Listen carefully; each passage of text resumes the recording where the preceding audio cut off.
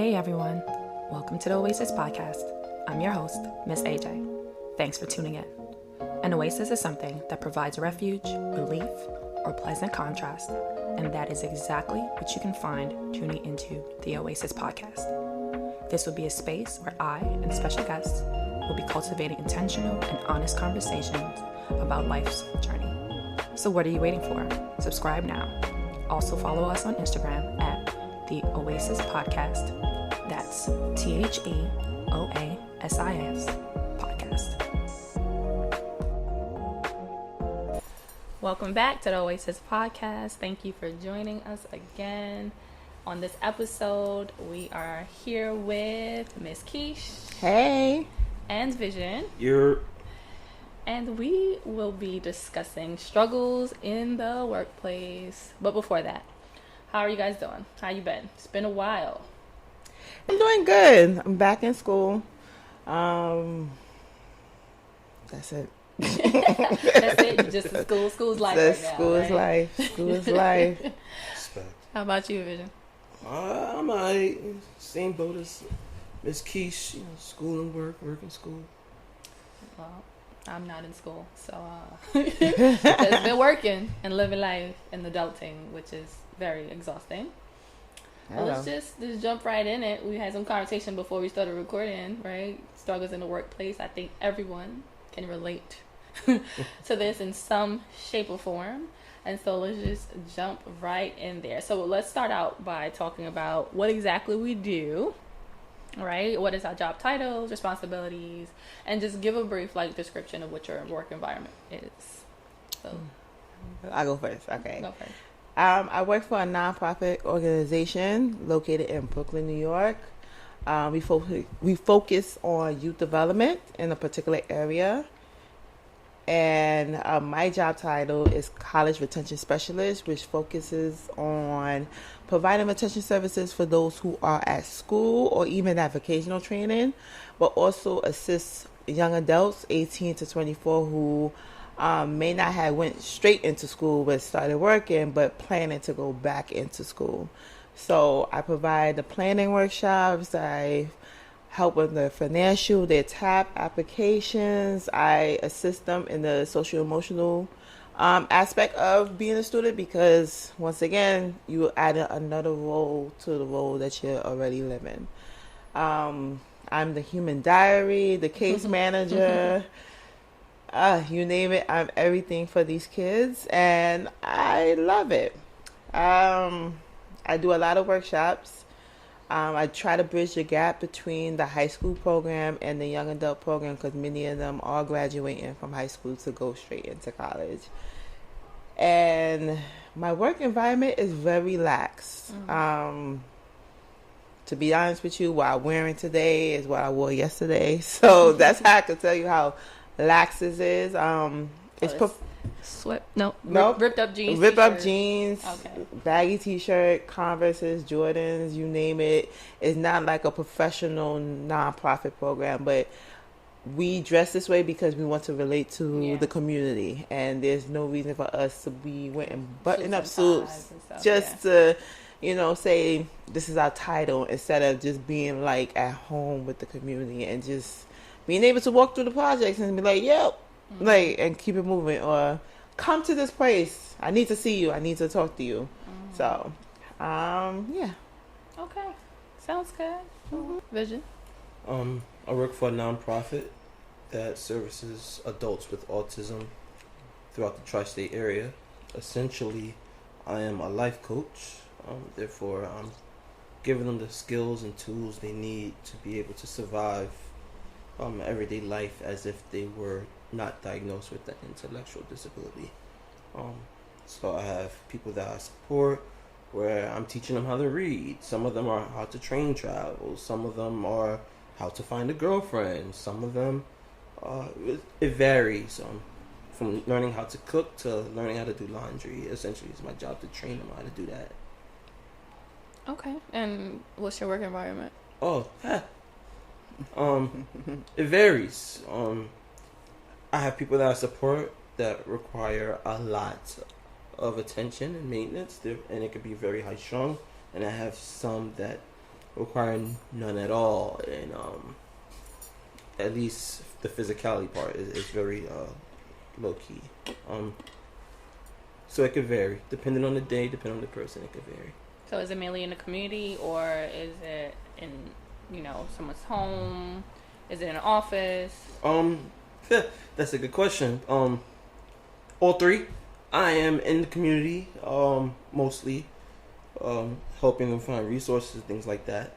The community and their homes mostly, especially when it comes to tutoring and learning how to read and things along those lines. Train traveling, whatever. And then I have office time that is predetermined every month. I go in, do trainings, knock out whatever paperwork I have to do, and I'm also, quote unquote, in training to become the next supervisor. So I have to spend a certain amount of hours a month at the office, managing staff and doing paperwork and things like that. Okay. Well, thank you for sharing that. Again, you sound like y'all both doing some things out here, helping the community. What about yourself? Listeners know what I do, but I'll give a refresher for some people who might be newer to the podcast. So I do mental health related work in schools. And that is a very wide umbrella. Do everything from consultations with staff, with families, to doing workshops with the community, school community, parents. We do PDs with staff as well. We go out and find resources. We connect with organizations within the community. That's pretty much in a nutshell what we do. Now, what is my work title? I'm a consultant. What else? Work environment. Kind of like E12, I am mostly in the community. And when I say that, my schools are my community, if that makes sense. So I'm mostly working in schools. I literally don't have an office. So I just float around from school to school. And at times I can kind of ground myself at our main location. And so that's it. Work environment wise, mine's vary as well. Every school is very different. Mm-hmm. And so you do show up there to different schools in a different way, I guess you can say. And then when we're at headquarters and main offices, like, we show up there different also. So I kind of just segued a little bit into the next question I wanted to ask you all, right? So how do you show up to work? So meaning, are you your authentic self? Versus someone who is a little more, I guess, appeasing, aka ass kissing, aka whatever they want you to be.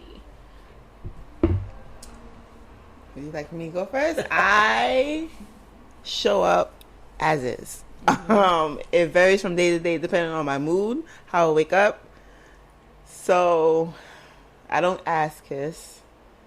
I'm not like that person. I don't even know how to ass kiss, but I primarily show up as a person who is there to provide support for both staff as well as participants. So because our organization is so lax that children could go through everywhere, like even in your office, and I share office with other people from different programs, they could come up to me, sit at my desk, take candy from my desk, take whatever is on my desk, because it's just so open. And I'm just me. I'm naturally me. I just talk about what am I dealing with as stresses of being a student, being a field placement at a court system, and then being a worker, then being a daughter, then all these roles, the stresses that I have in my daily life, but also share that knowledge with others who are coming up to be adults too. Or those who are already adults who are still trying to navigate their 30s or, what's left of their 20s. Mm-hmm. So you have to show up. I just show up as my authentic self. It's beneficial to what you're doing. It's beneficial. Yeah, it is beneficial, but it's also bringing laughter and joy, because the things that come out of my mouth, it'd be like, girl. Mm-hmm. But then it's welcoming to them. It's just like, like, for example, I had a student who I never was very close to, and then some shit happened on his campus, and I was there to support him. And then throughout the summer, I found him coming into my office and sitting down and talking to me about various aspects of his life, which is problems with his mother, problems with his girlfriend, problems with the campus, what he wants to do afterwards, what's his major. But then I also found himself like sitting there, and I guess my presence was like peaceful for him. So we wouldn't even talk for like a good hour, but he was just like there, and he was calm, and he did what he had to do, and then he come back and he just sit there. So they used to say, "That's my son," and I was just like, no. But then it kind of confirmed it at the end of the summer, like, yeah, this is my son. But I just have to come in my authentic self. I mean, to be a kiss asser is just fake to me. I don't know how to do that. It's like in the sense of code switching. I don't know, like, I mean, is there a proper protocol to talk to a white person? Because we do have white people at our job. As to, like, your coworker who's not white, and how you do the balance. So I just show up and be as Keisha. I mean, since you brought up code switching. So I can't say that I don't code switch, because I do. I do code switch. And I do it less, though, I think, than I used to. You know, growing up, we were always told to just, like, in layman's terms, show up as white as possible, if that makes sense, right? And that's from your appearance to how you talk, to how you carry yourself, right? And being the fact that I'm a pretty tall woman as well. And so, like, when you come into a room, like, you're noticed. And so making sure when you enter a room that you're not coming in with a certain type of energy to make people scared, right, or whatever. So I was kind of programmed in that way. So I would come into, of course, you do your interview, you know, you do your interview voice, and you give your little white girl voice. And that's how I would kind of carry myself, depending on what the demographic of the people that I worked with. But more so now in the work that I do, and also doing some things on race and equity with my organization.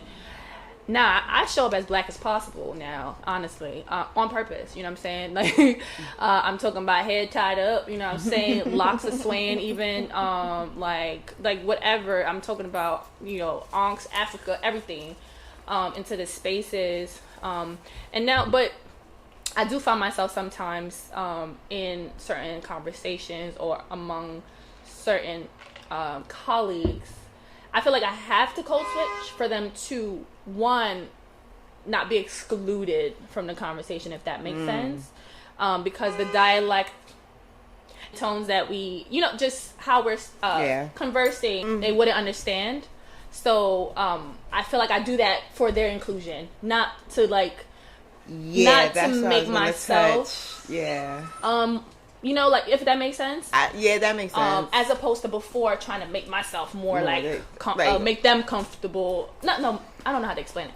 No, yeah, you explain it correctly. It's like making them more comfortable in the being in the space that you are in, especially since the times that we live in is very dicey. So it's like one thing they could say that could kind of make a switch to be like, bitch, what? And for me, I feel like in those spaces I can't do it because code switching is like losing my authentic self. No, I hear you. And then there's that identity and everything. But it's like, I understand where you're coming from as it's like trying to include them, but not exclude yourself. But for me, there's no balance. So for, like, the team that I work on, like, we are pretty multicultural. We are, like, have different backgrounds. And it's like, for the most part, we all sync up. And so what I say is, so when we all could be sitting down doing random things, but then we'll have, like, a conversation, right? And so, for example, like you and I could be talking and be like, yo, the weekend was litty. Like, you know what I'm saying? Doing all that stuff. And then I'll have a colleague who is comfortable enough to talk to us and be like, oh, you know, what did you guys do? And then they would understand. They'd be like, litty. Like, they don't understand what litty is. So we'd be like, oh, so we had a wonderful weekend. You know, like, and so we have to like break it down to them in that way, and to be like, oh, Liddy means that. You know, for them to like understand. But outside of that, I feel like I said, I show up as black as possible, as authentic as I can be, and that's with the faces and all that, tones, voice. I do bring all that with me as well. Yeah, Vision. I would almost, I suppose I want to question why would you code switch, especially around your coworkers, be it that you guys are working in inner city schools with youth who generally speak the same lingo as you do. You would expect that your coworkers would have an interest in wanting to learn the mannerisms. No, they do, though. That's what I'm saying. And so I guess the code switching is done as a form of like education, because we might be talking about something and they like eyes would glaze over because they don't understand what we're saying, and so we'll literally go, this is what was meant by what we said, so like be like, oh, okay, and then continue the conversation. So it's like education, but I still think it's a form of code switching, if that makes sense.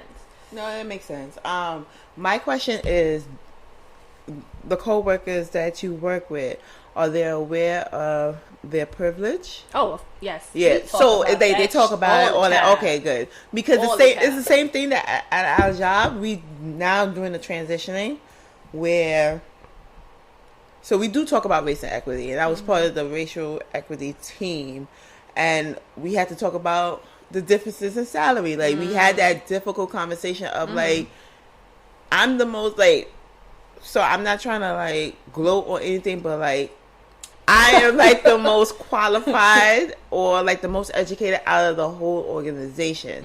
So it's like, okay, if I'm so qualified and I'm all this and I have all these experience and background and partnerships and everything, why am I making less than the person who does not have the qualifications and stuff like that, and they are white? So we have those conversations, and I have noticed like, so our organization is run by the board. I don't know who is on the board, and that's the question of like, why there's no one from the community on that board. That's one thing. Like, you opted to be on the board, but you live in, let's say, Clinton Hill in those nice apartments. So you had no idea. So you don't know what's going on. You're not walking through the NYCHA houses. You're not like supporting them or like doing requests to help them pay their rent or help them like get the mold or the asthma away. But it's like for me, like those institutional structures, it's difficult. But then it's also, it's like, but why should I? You shouldn't diffuse, have to. like, yeah, like in the sense, because to. my supervisor was like, sometimes you have to learn how to talk to people who is from a different race in a manner. I'm like, why should I diffuse who I am to accommodate? And what's funny is that I'll give that courtesy to my colleagues that I work with closely. You're so nice, right? Because we work closely, and then they make efforts to understand, right? But when I meet with, because of the role that I have in the race and equity work that I do, I meet with leadership, and I lay it on them. Like, and it's either I'm gonna be quiet or you're gonna get the full, like, this is what it is. I guess that's the problem with me. I don't know how to balance. Like, we have leadership that are white. There's 3 white people at the head of the table, and everybody else is working or black. So we looking at them like, y'all making all this money, but we're doing the brunt of y'all work, and y'all just reporting it back to the board so the board could either find some other resources to funnel in our organization, or like say, okay, this is how we want to structure. How you want to structure something if you've never been at the organization for a full day to see how it is? You're not dealing with 2 young adults who had beef from a long time ago, reuniting that beef because they're trying to find a job at your facility.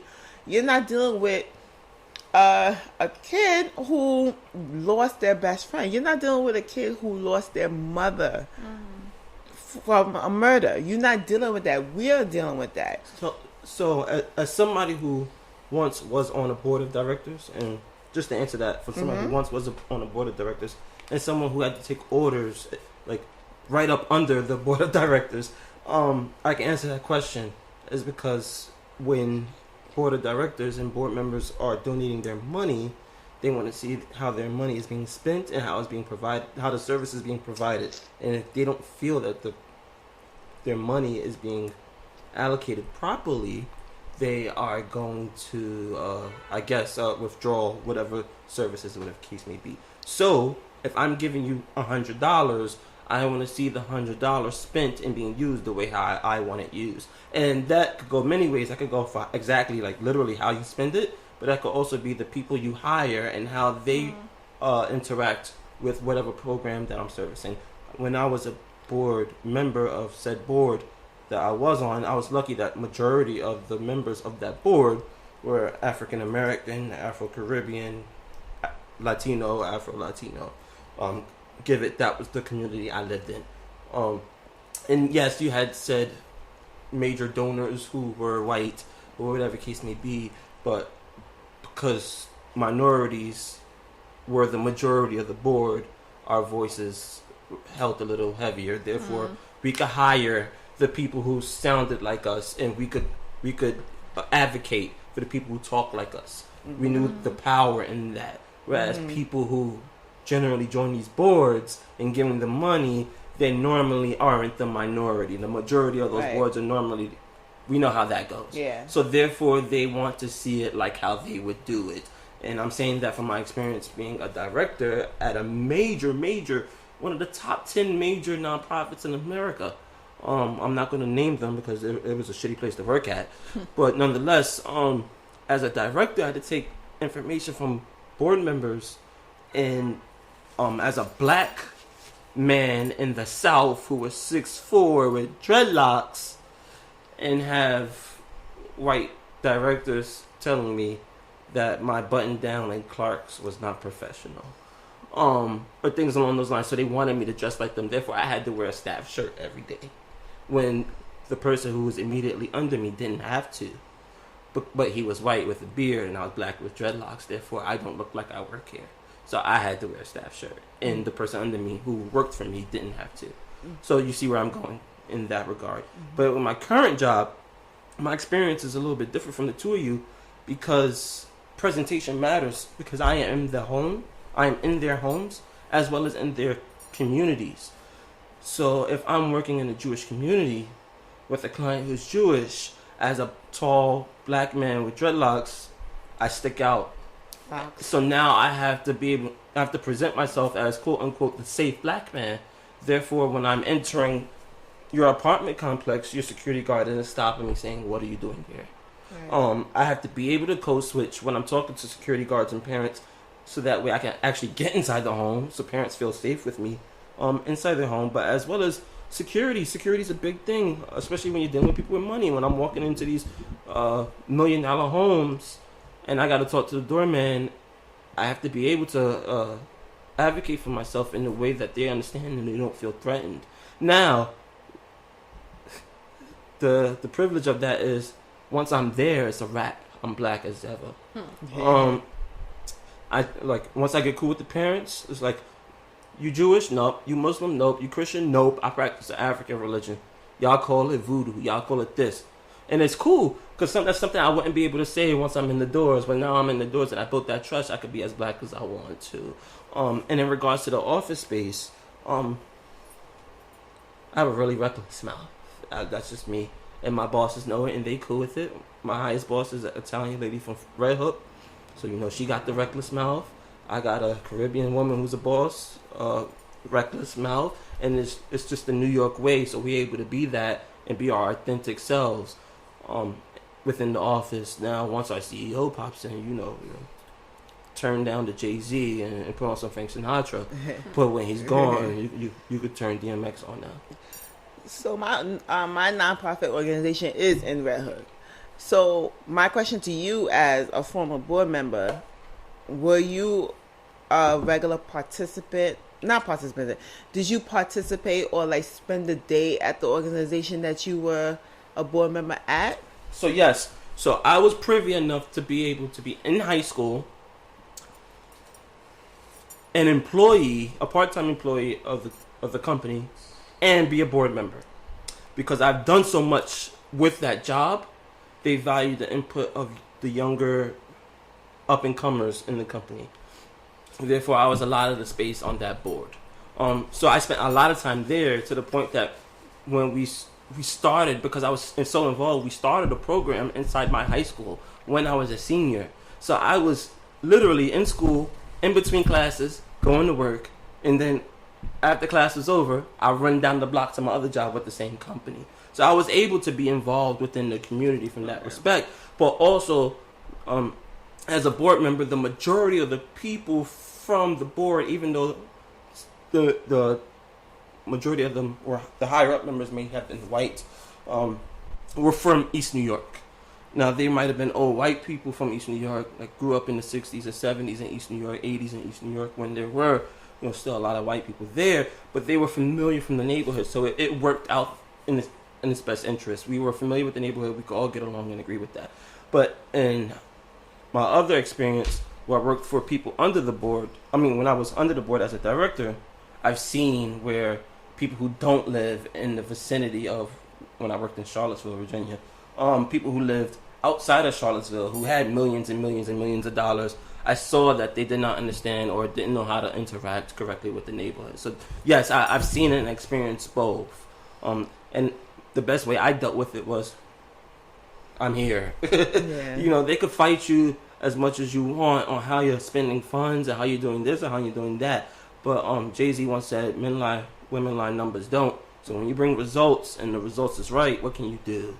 I was telling AJ a couple weeks ago, I spent a couple $1,000s on technology, robotics supplies, and I was crucified. They almost fired me for spending the amount of money I did. But then tons of kids joined the program, and the program was so successful that the next club over decided they wanted to do it too. And then the numbers brought results. Like I spent it brought in results and brought in more money in the long run. So they had to bite the bullet on that. So as long as you're being fruitful in whatever you're doing, right. That's usually what it boils down to, right? The money, dollar signs, and that tends to be how they. It makes sense, but at the same time, it's unfortunate. But that tends to be how they hire people, right? Right. Based on what you can bring to them. And what you could bring to whatever area that you're in, whatever field that you're in.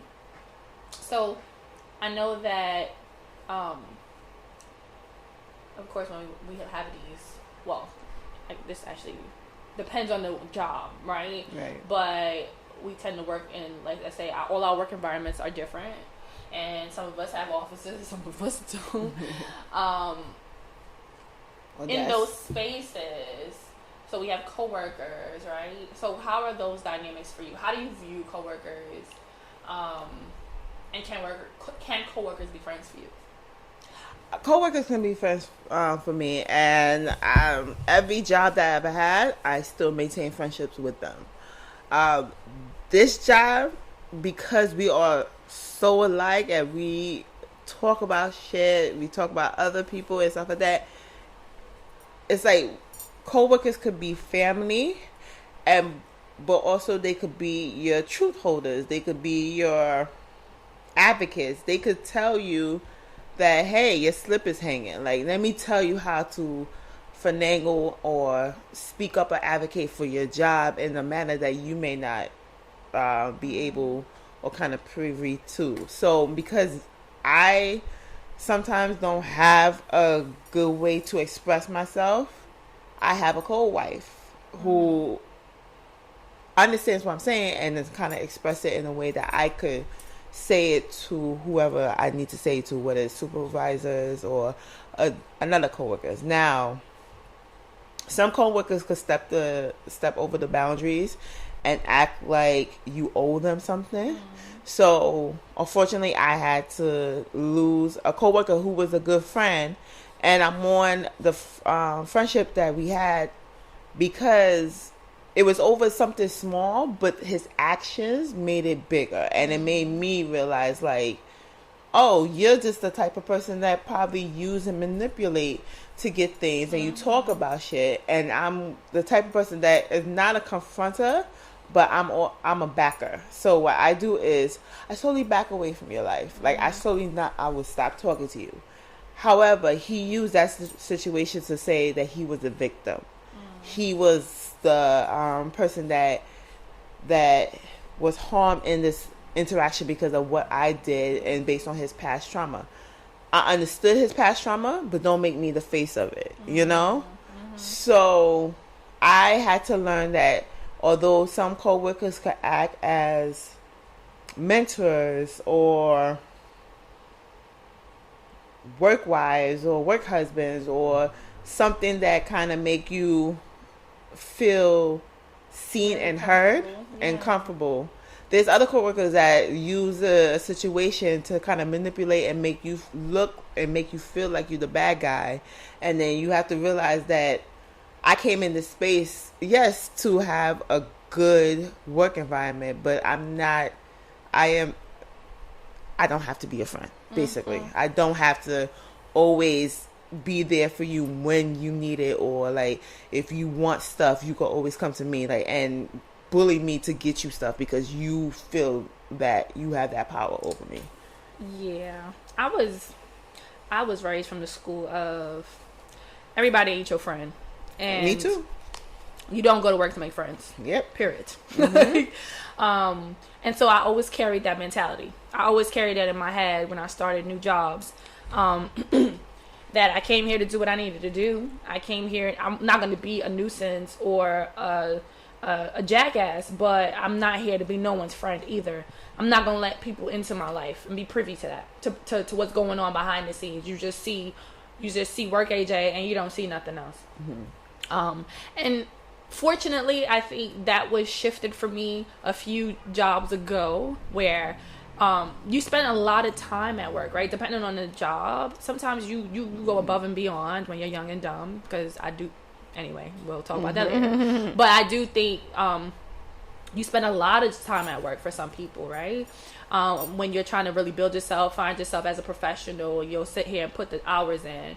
And therefore, you spend a lot of time with these people. And then eventually, you're going to get off of work topics, right? You're going to start talking about life, depending, because I've done a lot of social services stuff. So you're encountering people that you're working with who are going through things, and you are empathetic, and then you got to start talking, and then things like that develop, and you start realizing, oh, wow, we have a lot of common outside of the workplace. And I say, fortunately for me, I've encountered this, again, happened not because I wanted to. I didn't go into the workspace thinking we're going to be friends, but I was able to meet really wonderful people who were coworkers who became friends. Now, my definition of what a coworker turning into a friend is very different. Me chatting with you about life doesn't make you my friend. That's how I feel. However, if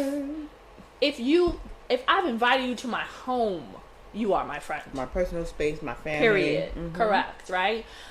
You've met people who are dear to me, who are family members or who are partners or whatever.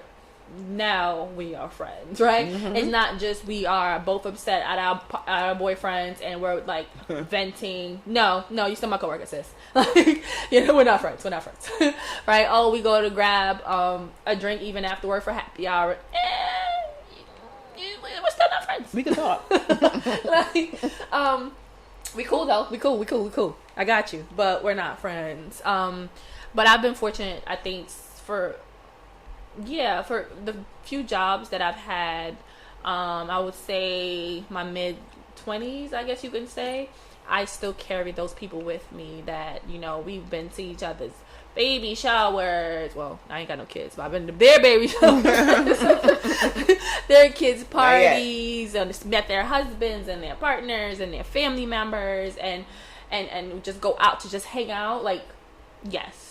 Like I've been fortunate enough, and including in this work environment that I have, every coworker is not my friend, no, but we do ride for each other. But there's a handful of people that I know that I'll put you in the corner. Yeah, like if I need you, I don't even have to ask. Like they got me. They jump to help before I even ask for that, and that's much appreciated. And I think I'm still not going into workspaces with that mindset we're gonna be friends. I'm not doing that. But if we gravitate to each other, and things are proven, like that trust is built, I would say yes, coworkers can be friends, but I don't go into the environment because it gets messy, and I've seen that joint get messy. Yeah. I haven't experienced it being messy.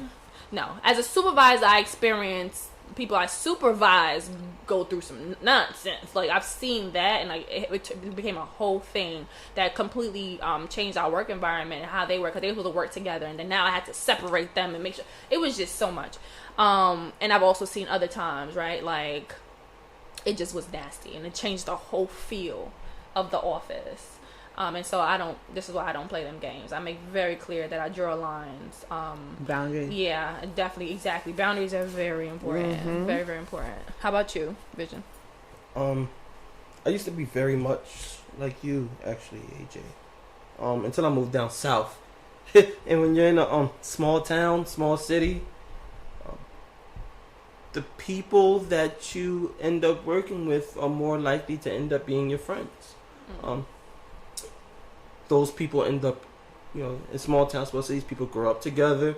They end up being friends. Or you might have heard of somebody and you don't connect anymore with your high school friends, and now you're in the real world, out of college, back in your hometown. Guess what? Like, the people you converse with are going to be your coworkers. And I've learned to be more acceptable of allowing some, of course, once I feel comfortable enough to enter my life. One of my better friends, a couple of my better friends actually, maybe 2 or 3 of my better friends are still down in Virginia, and they all were co-workers. And I'm still, even though we don't talk regularly, God, if you guys hear us on the phone, you would thought we talked every day. And one of them, both 2 of them probably may be like the best man, not, whatever, groomsmen in my wedding, whenever I decide to. You getting married out here? You serious? No, I said whenever. I didn't get an invite. You got an invite? I said whenever I decide. I said whenever I decide. Oh, okay. Just put me by the bar. Whenever I decide. Keisha always want to be by the bar. Always by the bar. Don't ask me to be no bridesmaid. I might be by the bar in my own wedding. But nonetheless, right? So I now I'm back home in New York, and there's not near nigga I trust. Right, I'm back in New York, but shit is different. But like, my supervisor in many ways now is my friend. Like, we chat all the time. Like, with outside of work, of course the conversation starts off about work. Yo, you did this, and they'd be like, hey, by the way, you saw wrestling tonight, and things like that happen. But like, my supervisor at work, she's now become a friend. Not a very friend, but like, that's my nigga. So you know what I mean? It's one of those kind of situations. So now I'm back home. I could pick and choose, but depending on your environment, I could see why, and I could see why I would invest in a work friend. And it's also dependent on the energy and how that person presents themselves. So like, how me, and I always tell the story about how me and my work wife met. 2 months into the job, I was still not talking to anybody. The only person I was talking to was our mutual friend, her sister. She worked there as the case manager. And my work wife was coming in, and she was falling asleep. And then I was just like, look, fall asleep. I got you. I'll let you know who is coming. And she kind of looked at me funny, and she was like, okay, like, no problem. And she fell asleep.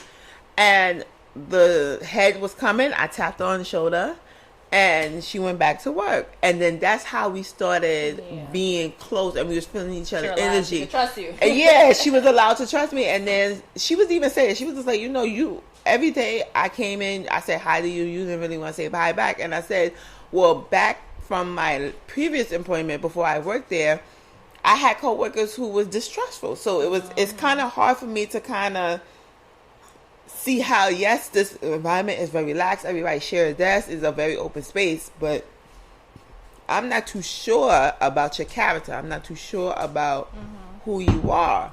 So for me to do that and like tap you on the shoulder, now me and her, every morning, 7 a.m. After the gym, we have our conversation. It start off just like how Vision said, from work to what she's dealing with, what I'm dealing with, how we can help each other, or what is the next thing that we're going to do. What are you doing for your birthday? I already got you again. What are you doing for my birthday? What are we going to do? X, Y, and Z. So it builds on the trust of everything. So It really depends on the energy. Like, you have to meet people where they at and see how they are and how their environment is. I mean, like you said, not everyone is your friend. Mm-hmm. However, it's really dependent on the person character and their strengths, and how their strengths is your flaws and how your strengths is their flaws, and how can we build each other up. True. I feel like now while you were talking, I was thinking about it.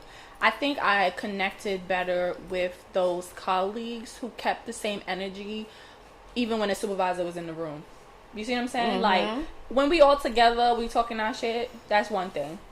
But I want to see if the supervisor bring up something we were talking about, and I want to see what energy you bring. Like, are you now going to be quiet when you had all kinds of stuff to say? And if you can kind of keep that energy and still speak your mind, I feel like you're trustworthy, if that makes sense. Like, it shows that you're not going to switch up situations arise, and things like that. So, and honestly, thus far, I feel like the connections I've made at work, and I based it off of those, it was real. Like, to this day, like, I still had these colleagues, like, a good 3 of the ones that 4 actually colleagues have been to my home. Like, I trust them enough to do that, right? Yeah. And when we at work, if we talking amongst each other, because of course we talk amongst each other first, like, yo, what's going on? This is crazy. What the fuck? Why they asking us for this nonsense? And then when our supervisor show up, guess what? We're saying the same shit. Like, sis, no. There's nothing changed. This shit is wild. Even yesterday, like, when we was having this whole conversation and my supervisor walked in, we was still talking shit. Mm-hmm. And then I was just like, yes, can I help you? And then I helped him. And then we was going back to the same shit. So it's like, but it's also like a coworker that could be a friend that keeps you accountable of certain stuff. Like, with the situation I had dealt with at work, I had good couple of friends, even people who was at the head, like directors levels, was like, you know, this is how you talk, this is how you finagle, this is how you do everything. Mm-hmm. So it was like, if I could trust you enough to help me be on my best behavior or be able to express myself or help me grow, then I could see us being friends for life. Which is, you know, I could always say I'm a friend to everybody. Like, everyone will be like, you always someone's friend and you stay their friend forever. And I'm like, you have to do some real fucked up shit for me to be like, I'm distancing myself. And even if I'm not person now. You know, sometimes I'm a nice person, sometimes I can be a bitch. But yeah. For the most part. So, all right, in those situations, right, where I'm at the latter part of, like, being a bitch, right, where you create this tension now that happens, right? Something wild happens at work, supervisor come down your neck, they come at you left field, they coming for your neck, like, legitly. And now there's a weird air now, right? Like, some crazy shit popped off. All right, let's say things were settled, but now there's tension. Like, how do you deal with that? So I could give you a perfect example. So in our organization, we do APRs. So APRs is annual performance rating, just to see how you do, how effective are you doing at your job.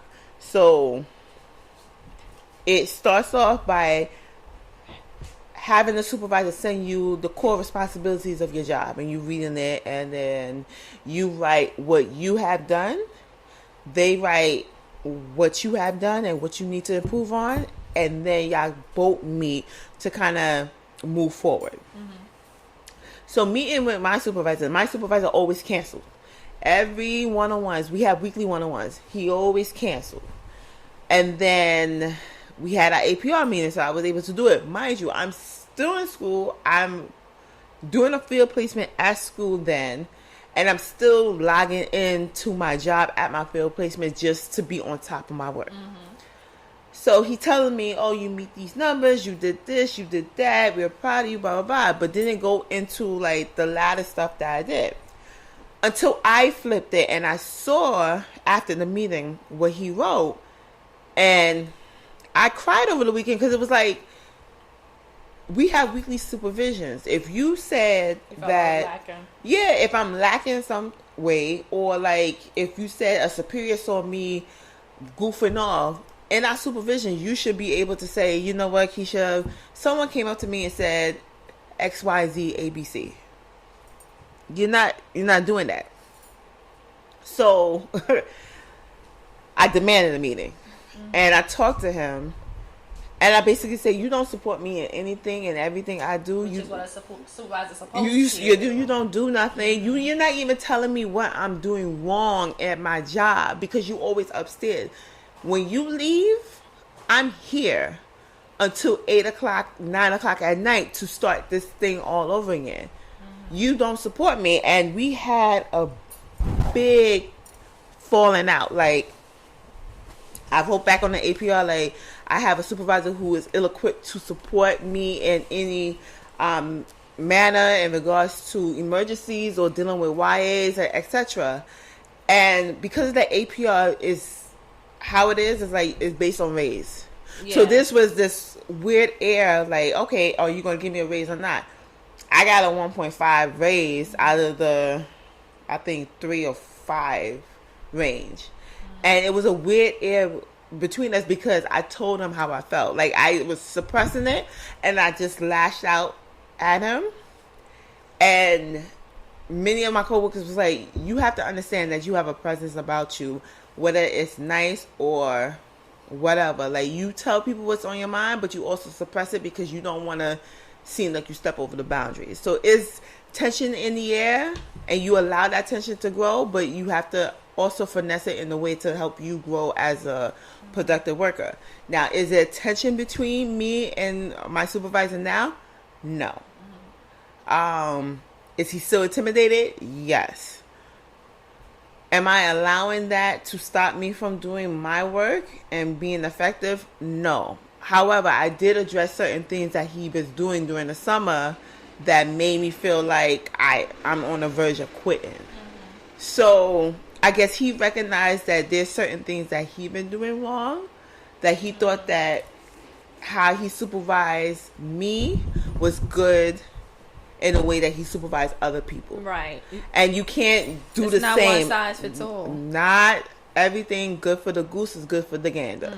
So he realized in his mistakes and I realized in my mistakes, and we just kind of grow in that. Now, is there tension between coworkers? Of course. Like the coworker that no longer is my friend, there's no tension. Like, for me, I wish him well.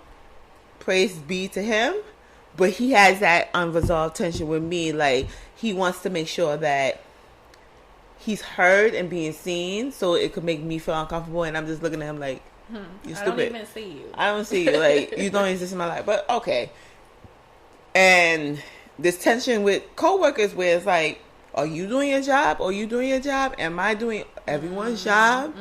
And I had those conversations where it was like, you guys tell me I'm not doing my job, but I'm bridging the gap between this program and that program. So how am I not doing something? And I'm there part-time. Less than 15 hours. And you telling me otherwise. So I have experienced those tensions. But it's good to kind of navigate and have conversations. And sometimes there's moments where it's like, okay, let's put our differences aside to make sure that you, whatever crisis that you're dealing with, you're okay. And I will suppress whatever feelings I have about you because I want you to see you be okay. So, I mean, I think it's inevitable if you're working with people that you're going to experience some type of tension or conflict in general. I'm lucky, that in the 3 years I've been in this role, I honestly haven't had any conflicts with my colleagues, my coworkers at all. Like, knock on wood, girl, right? Knock on some wood. In all honesty, even if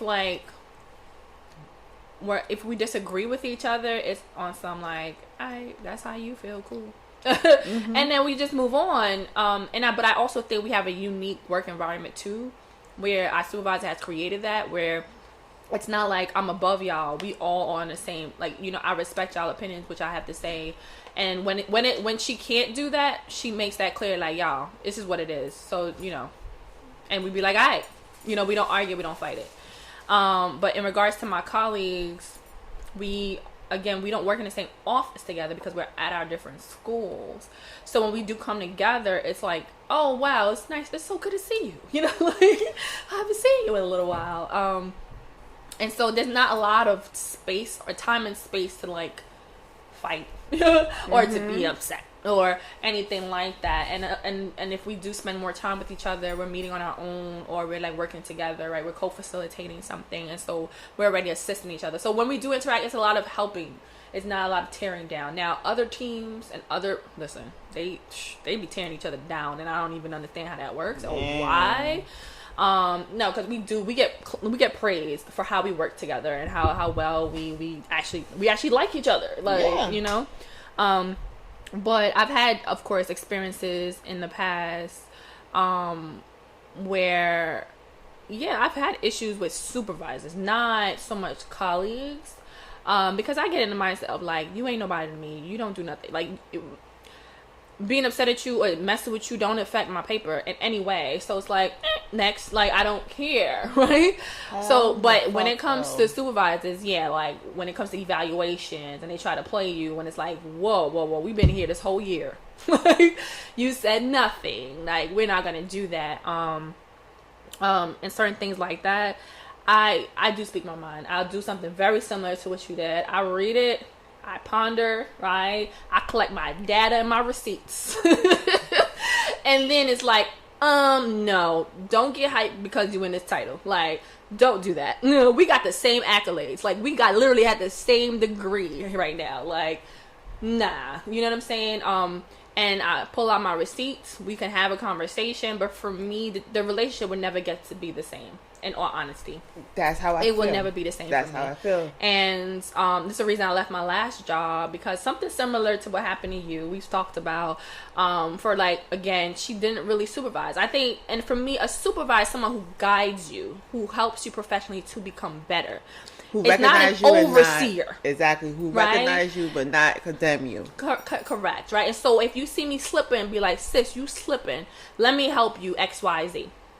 Supervisor was not that individual. She was just all over the place, honestly, flustered. She was just here, there, everywhere. I had my program down packed. I was good,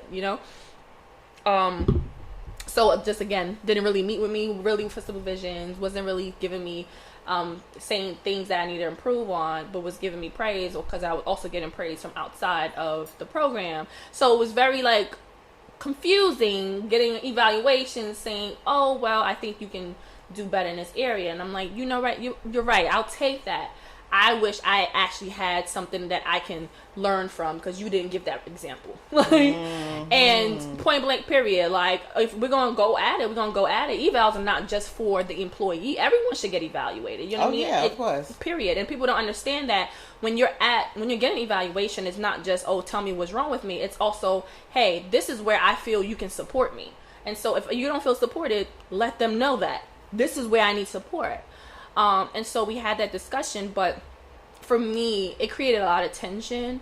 And I personally, I spend too much time at work. Okay. I don't like uncomfortable situations. All right. I don't like energy. I don't like that energy that's tense, energy that's negative, especially if I spend a lot of time at that space, especially if I care about what I'm doing, then I'm going to invest in the time. And so if that's there, I will more likely ready to, like, just move the hell on than to sit here and try to iron crap out. And for me, in that particular job, it was time to go regardless. But so in situations like that, and I've had other situations where supervisors were just nasty people, and I stuffed it up for a good while, but then I had to tell them about themselves. And afterwards, things did change, but for me, I just saw that as a time that I grew and had to go and just move on. So supervisors, yes. Colleagues, not so much. I'm grateful, I guess, not having that type of situation. I mean, of course, it's people that you don't care for, right? Like I would never invite you to my home, but I don't, outside of that, I'm not going to treat you no kind of anyway, just like I'll see you, hey girl, hey, all right, or hey boo, what's going on, and then keep it moving. But I'm not gonna create any type of anything. So I have a question. Do you feel slighted when your supervisor have a better relationship with other members on your team and not you? Hell no, I don't care. No, literally, I don't. Like, as long as, I mean, honestly, as long as I get credit for what I'm doing, meaning no one else is getting credit for the shit I'm doing, right? Not so much as like, oh, every time you got to point out something good I did, give me a happy face sticker. No, that's not what I mean. But as long as no one else is getting credit for something I actually did, which is also something that my team members were very good at. Be like, oh, if our supervisor thinks someone did something, we'd be like, no. This is such and such's work. I just used it. We're very good at giving each other credit. And my supervisor is very good at acknowledging each of us for our strengths, which I like.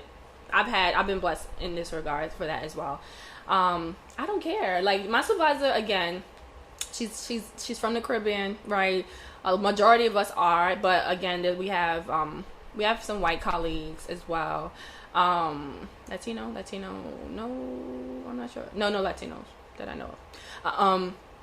But a majority of us, we come from, even though we're people of color, there's Asian, there's white, there's from the Caribbean, there's American, like we come from different backgrounds. And so she has different relationships with all of us, right?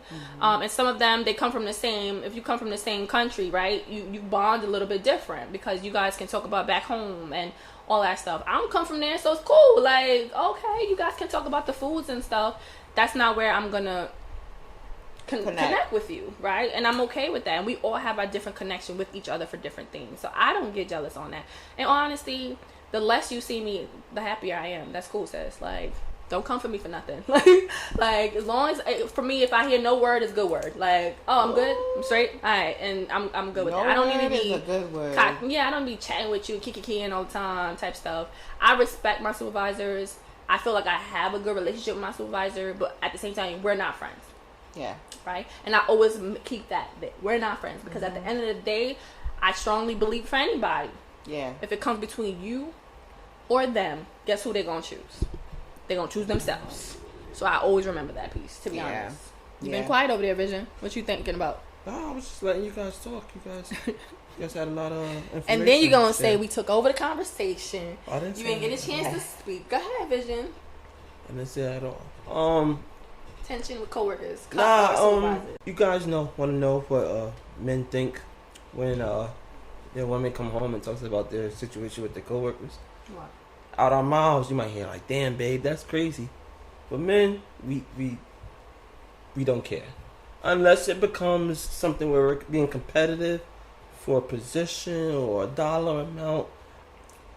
I think I could say this for most men. We really don't care in regards to that, at least myself. So beef with coworkers, if you don't like me, you don't like me as a dude, whatever, that's nice. You don't mess up my dollar, I don't mess up your dollar, unless we trying to get the same dollar, then that's a whole other story. Most of my jobs, success has been critical for teamwork. Like, you have to work as a team in order to be critical. So I've adopted the belief that in regards to what we do professionally, we gotta get along. All that other stuff really doesn't matter in that regard. I worked on projects where we brought in millions of dollars, and it was just me and one other person, and that was cool. Like, me and him, we took care of it, and it was what it was. And granted, that person is one of my better friends, but it worked itself out. And I've been in situations where you have to literally work together for your survival, where you've been in life or death situations, and if you guys don't work together, somebody's gonna leave here dead. Especially when I was working in the prison/mental hospital.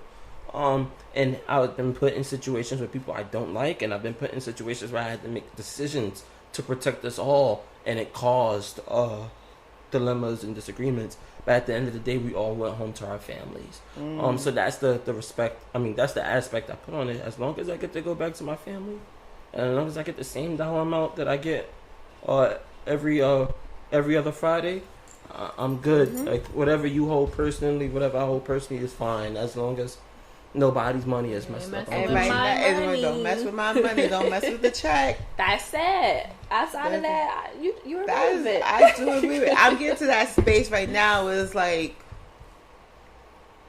as long as my check is good, my health is fine, my friends is good, I am good. Like, I used to be like so overzealous and just so like what engulfed. I used to tell you, you always looked at me like I was crazy. What I would say, girl, it's time to go. And I'll be out. Exactly. And I now have been doing like, so I work at my internship and then I work afterwards. And I remember having this meeting with my supervisor, and he was just like, I kind of noticed that you set up your schedule where it's like, instead of staying the usual 5 to 8, you're staying until 5 to 7. Is it because you have a life and you have to go home and focus on you? And I was just like, bingo. Yeah. What? But like, I knew like the way he did it, I thought he was joking, but he was serious. Like, I guess he, like, for me, that was his sight on like, you always stay here, you always tired. And I kind of told myself, I was like, I'm not doing it no more. Nope. Like, this is my last year of school. I'm trying to do the least work possible. I don't want to be bothered. I have now not even opened my work email at my internship. If I have to, I'll go. Please. But I will be like, nope, I deal with it. And then like, I'm hearing like, oh, you missed this, you missed that, and this. And I'm like, I was at my internship. I get off at 4 p.m. My work phone is off at 3:59. Can I don't play that. I'd like to revisit something you guys did mention earlier, though, in regards to your supervisors having relationships with coworkers. Of course, employees that aren't you. I think you guys should watch that.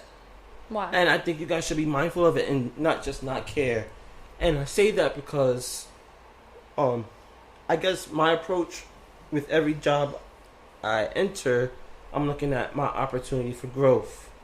And if I'm seeing that the friendlier relationships are the ones that get talked about the most, I'm not saying you need to kiss ass to be friendly, but then maybe you should step up your work habit. So I think, you know what I mean? So like, in my mind, I'm like, okay, I'm not going to, pardon my French podcast world, I'm not going to suck your dick, but I'm going to outwork you. So at least, like, I outworked you. So if my immediate supervisor don't see it, somebody's seeing I outworked them. My name is on this project. So maybe I might not be able to move in the lateral sense right here, but then I can make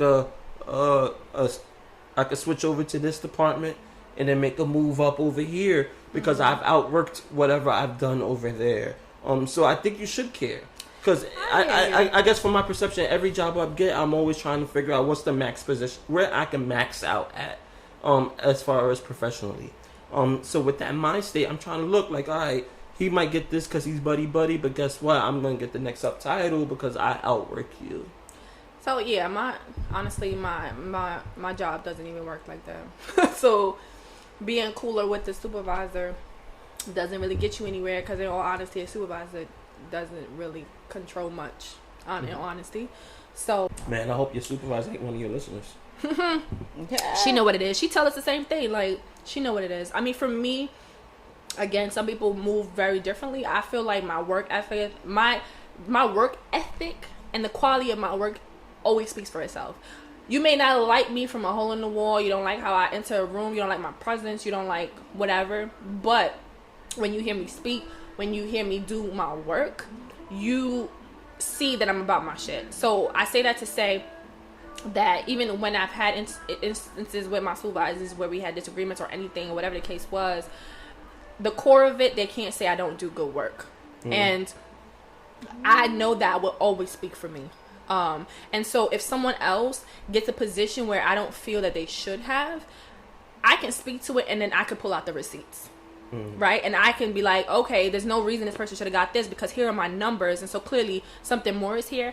I gratefully haven't had that type of interaction, because I didn't come from those type of work organizations where it worked in that way, if that made sense. Maybe for like a raise, I had to advocate and like, you know, be like, yo, this is what I've done, boom, boom, boom, to get that. This current position, it doesn't really work like that. But I've had, like I said, my supervisor could be kikiing about the homeland with this person. But then when like, where positions within our program come up for supervisory positions or to step up, she's hitting me up. Mm-hmm. She's like, yo, you need to apply for this. She'll let me know when positions are open for me to apply to, because she feels I have the skills that's required for it. So I know my work talks for me. But also when I'm working or I'm in an institution, and I guess I don't know if that's just me, I don't know if other people think like this, but I don't ever look at it as like, yo, I don't plot up. Like, I don't be like, oh, where can I really get like high up in this organization? I usually plot outside of the organization, because that's how they pay you. In all honesty, like staying in the same department or staying in the same bureau, depending on where you're at, they won't. I'm sorry. I feel like you're gonna reach a ceiling, and they won't let you go past that ceiling. In all honesty, but if you move around, they gonna pay you. They want you, they will pay you. And that's usually how I maneuver myself professionally. So yeah, that's kind of how I angle it. But I definitely understand where you're coming from in regards to that. But so, you know, you both know how I can be, right? I tie everything to mental health, right? Mm-hmm. Because that shit's important. So jobs can be stressful as fuck, right? Mm-hmm. Like super stressful. I've been there where, just like what you said, Miss Keesh, like I would be on vacation checking my work phone or trying to like still might even bring work with me, like, because I know when I get back, I don't want to have this crap piled up. I don't want to be outside of the loop and whatever. That was before. Like I personally made a vow with myself. One, when I was looking for a new job, that I set out my intentions. I prayed on it. I meditated on it. That this job would not be a job I have to take home with me.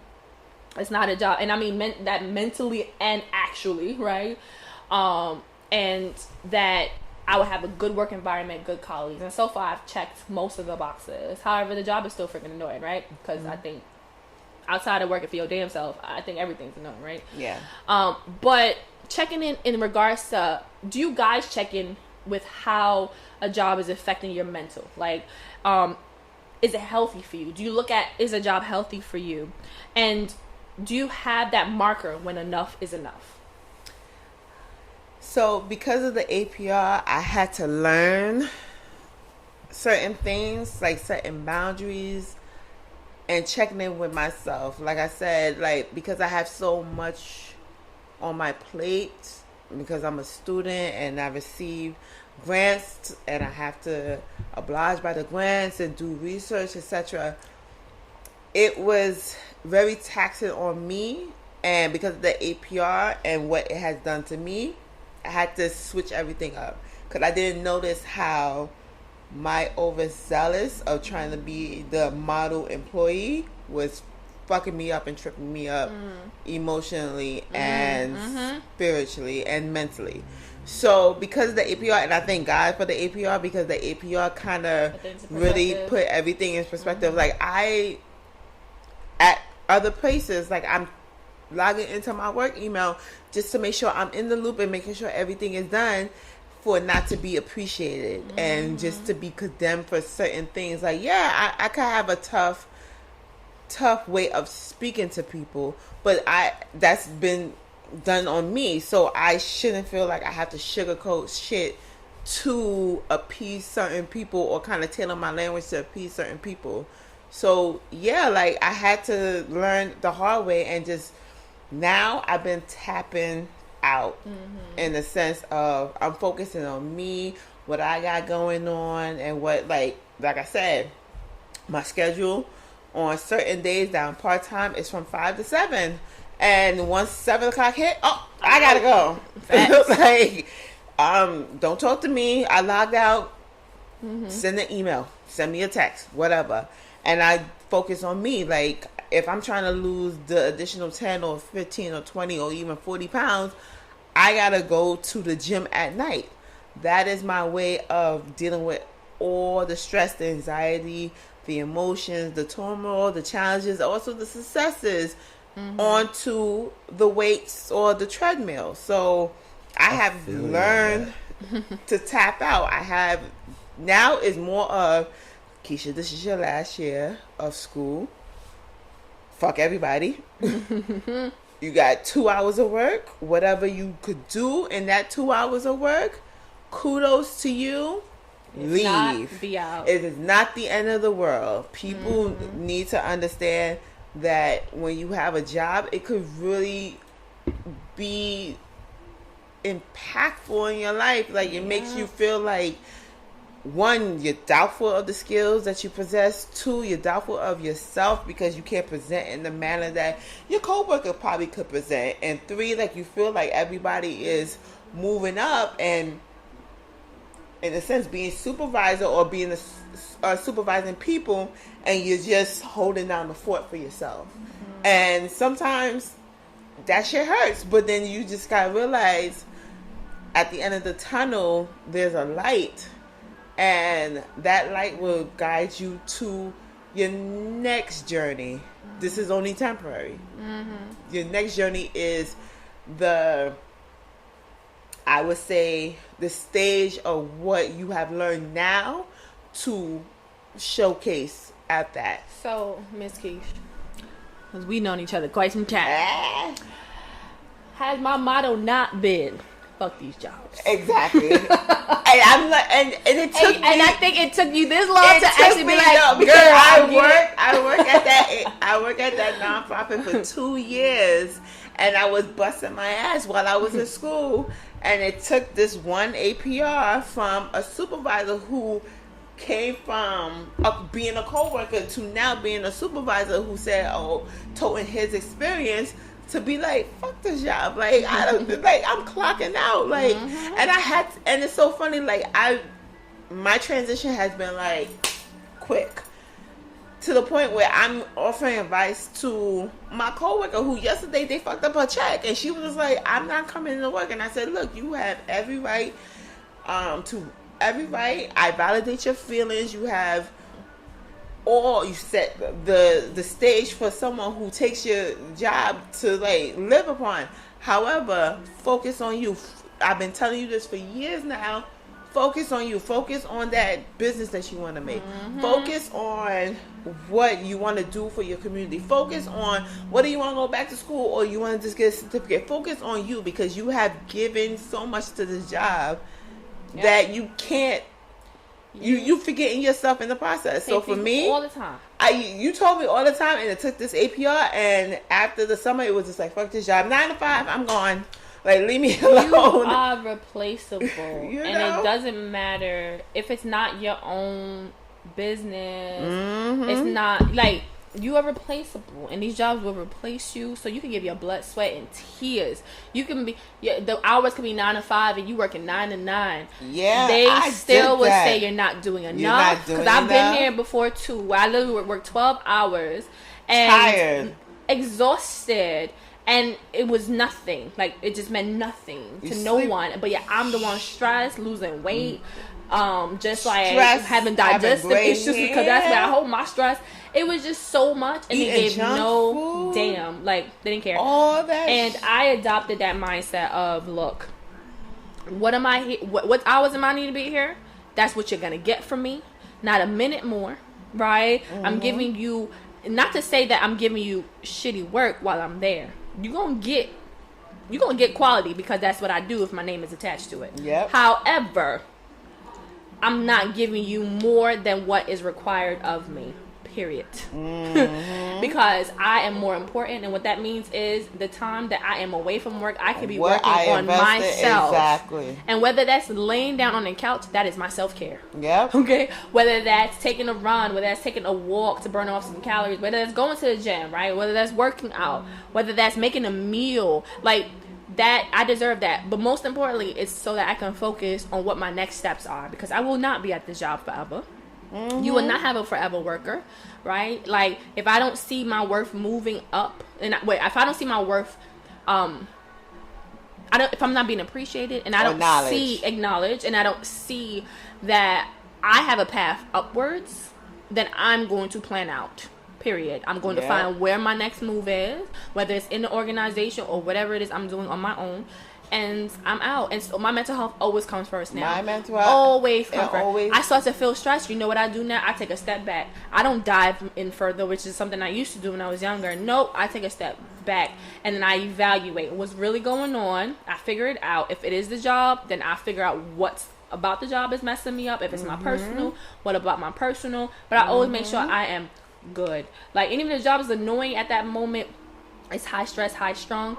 I do what I only focus what I have control over, and let the rest go. And that's just that. I'm not losing my mind for no job. I don't do that. No more. It has been quite some time that I haven't done that. I don't play them games. That APR really fucked me up in the sense like I've been doing so much and then to be recognized for so little and what I put in and what I like it bring to the table, it messes you up. Like now it's like to the point where like if something is going on and I'm upset, I will step back and go for a walk. And I like you, like I used to run from my internship all the way to my job, sleeping on a bus, missing my stops, going to work saying I'm so tired, drained, eating food, carrying so much stuff on my back because I have to carry food and then I have to carry my books and I have to carry this, I have to carry that, and it's like fucking up my whole mental and my physical. So after that APR was a blessing in disguise for me to say, okay, I'm gonna step back, but I'm gonna also step up and just kind of focus on what I need to focus personal wise. So what I do is like I give myself from 9 to 12. I do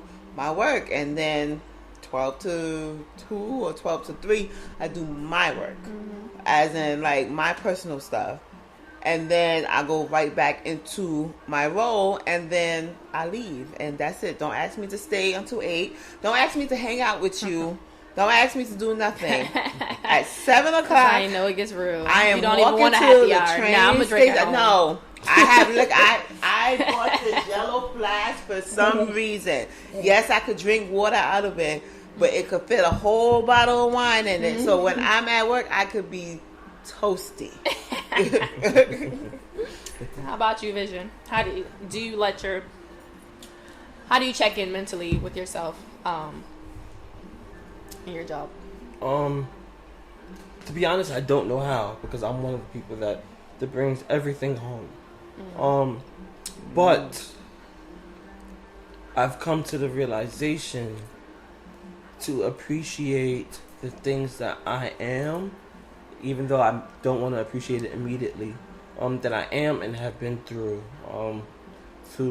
therapy. So black men, if you're listening to this, I'm telling you to go to therapy. Please go to therapy. Black women too. Amen. Black women too, but I'm saying this for black men because even if it's work shit, it plays itself out. And I say that because I realized that I'm lucky. I had an amazingly big dream when I finally came to myself on what I wanted to do. And once I figured out what I wanted to do with myself professionally, everything has fallen apart. And it didn't make any sense. So though I take home all that stress, I'm learning to appreciate that stress. And I guess that puts me in a different space from you guys. Because now I can come home and say, you know what? And I have yet to disclose my dream job, like the perfect job to anybody. Like to anybody, even my girlfriend. I have never disclosed, like, this is what I want to do.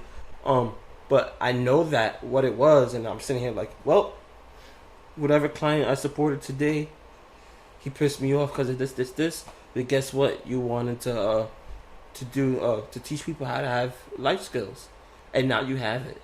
When I was teaching in Virginia, as well, you wanted to be able to teach people, so now you have that experience. So you try to say what you say. You see the silver lining now. There's a silver lining in that, a shitty day. And once you know that silver lining, you can tolerate, I guess, the stress more. Exactly. Yeah. I think a lot of people, especially in our age range, may have, for lack of words, didn't get their dream job. And now they have these jobs that are similar to the dream job, close to, in the field of their dream job maybe, but it's not their dream job. So now you have to deal with all this bullshit. Plus, it's not what you want to really be doing. And then it makes life in general a lot more stressful in that regard. But until you start applying whatever, until you start seeing where that dream job can lead you, until you figure out what that job you have now can lead you to, you're not going to really appreciate that. And then you're not going to really appreciate the growing pains that come from that. So I hear what you guys are saying. I'm not taking away from anything. I'm just saying for me, it took me to literally my last therapy session to realize where I am going and the direction I'm going and how the stress is worth it. Yeah, I can understand that. I definitely agree with what you said. Definitely not doing my dream job. The more and more I get older and I do different jobs, I realize that I don't want to work for no damn body, right? And it's really just stacking that money to like fuel my other dreams. So yeah, that's definitely something. But I always put my mental first. I come first before everything, honestly. And be it as it may sound very selfish, but at the end of the day, if you don't take care of you, who's gonna take care of you, right? No damn body. Okay. And so I tell jobs all the time, not even jobs, and I've been bold enough to even tell my supervisor, to be honest, because again, we have that relationship. Like, I'm not busting my ass for no bullshit. Like, I'm just not doing it. You're gonna get what you get from me, and not anything more, and that's it. I'm gonna give what I can give, and that's it. I'm not going above and beyond. For those of you who worked in schools, y'all know that beast, okay? And they will suck you dry, and I ain't with the shits. So I'm just not with it. I love my population I work with, and in essence, what I do, I feel it is important, but it's not more important than me. Yeah. Period. Yeah.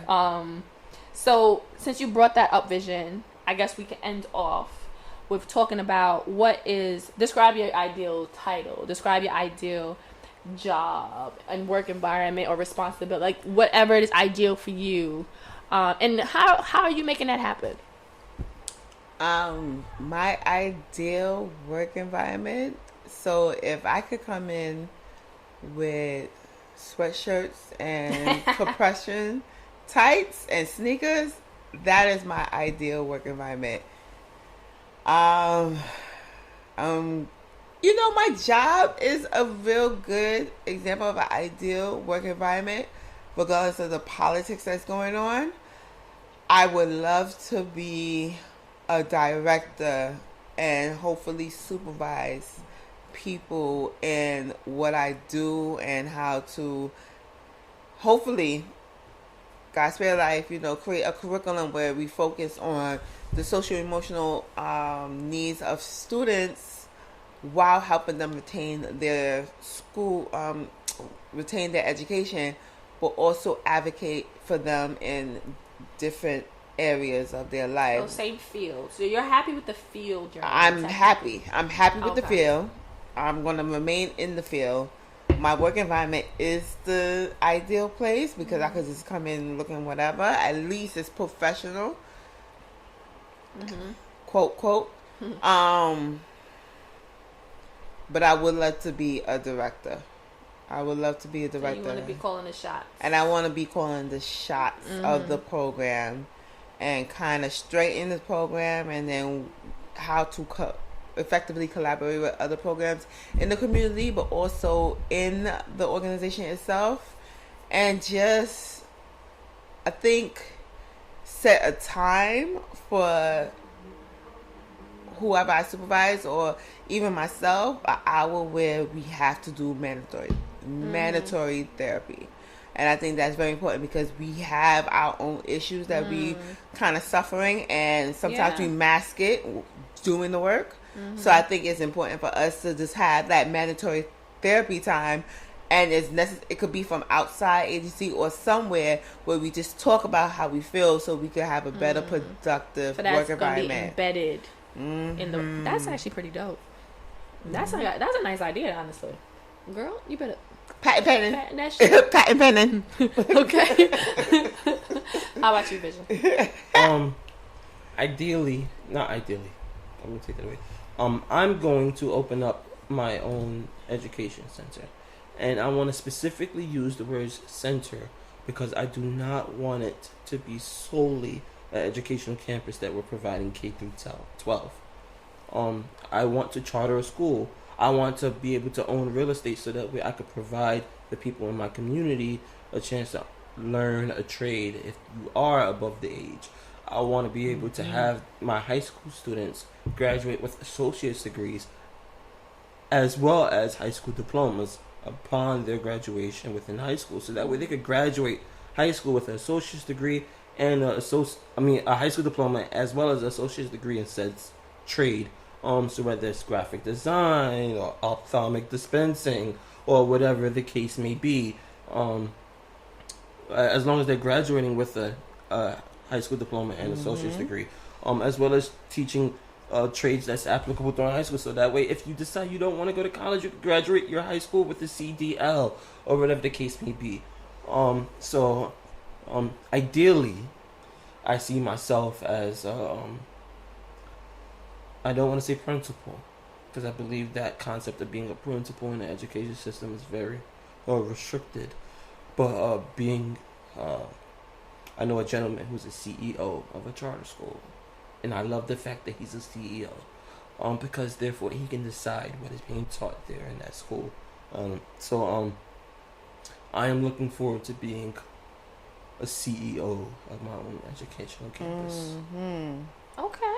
All right then. All right. I hear some collaboration happening here. You know what I'm saying? For me, those who I've had conversations with about this, I always say I see myself now working for no damn body, right? And I have so many different ideas of what I want to do, but it mainly falls under me developing my own consultation business that it touches on. I think we all have a passion for adolescents. I'm hearing here. I love adolescents. I really, really do. But focusing on adolescents, but for me also the whole community, which again is also a common theme amongst us all. I can't say I have an actual job title because what I want to do doesn't have an actual title because I'll be working for my damn self. So I don't know what that title would actually be. But definitely educating because that's all I know and what I've been doing. And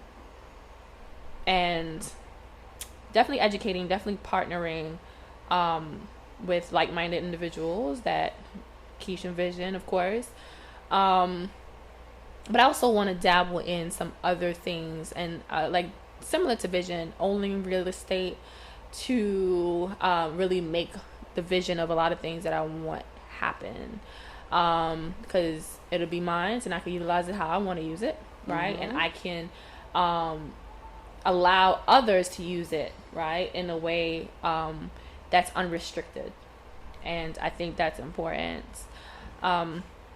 Yeah, I just don't see myself retiring, working for no damn body. Right. And so I guess ideally, in a few years, definitely making the steps to have this happen. Currently, I'm going to be responsible for myself. And when I mean responsible, meaning for my growth, for my income, and for all the steps moving forward. And no one's going to tell me otherwise at all. All right. Thank you.